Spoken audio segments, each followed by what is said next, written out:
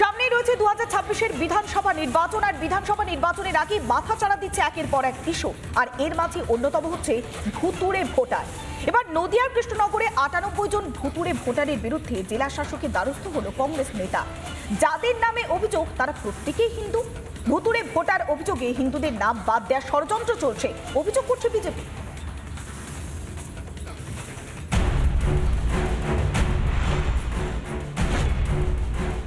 কৃষ্ণনগরে যারা জাগ্রত জনতা তারা বিজেপিকে বারবার জেতান, তাদেরকে বলবো সতর্ক থাকুন। আপনার দেশ, আপনার জমি বাড়ি, আপনার মা বোনের সম্মান সব লুট করে নেবে।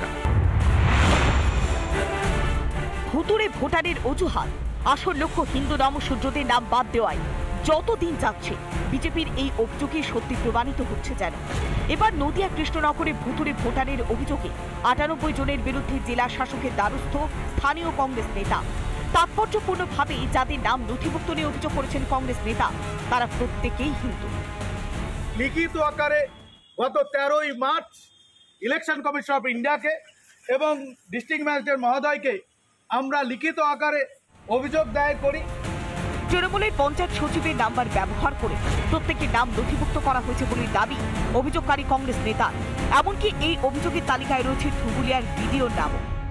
সেই ফোন নম্বরটি নপরা 1 নং গ্রাম পঞ্চায়েতে তৃণমূল আশ্রিত পরিচালিত প্রধান পঞ্চায়েতের সচিব তার ব্যক্তিগত ফোন নম্বর।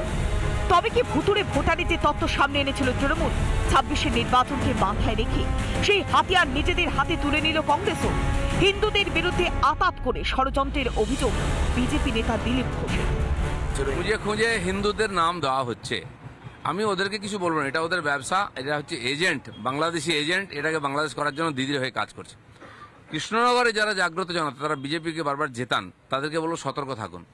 আপনার দেশ, আপনার জমি বাড়ি, আপনার মা বোনের সম্মান সব লুট করে নেবে।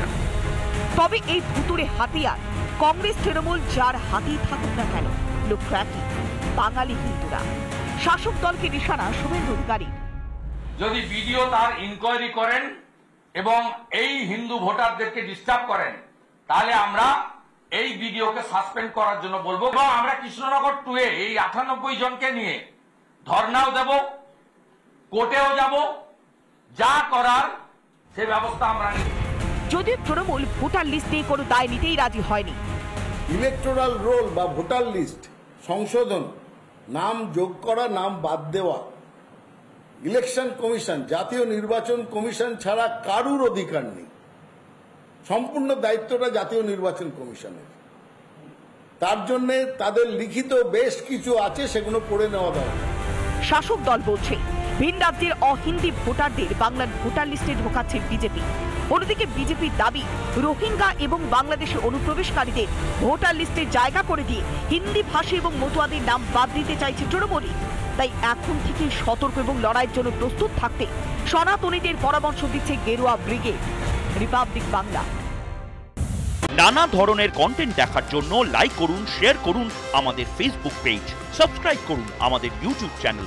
পাশাপাশি অন্যান্য ব্রেকিং নিউজের জন্য অবশ্যই চোখ রাখুন রিপাবলিক বাংলায়।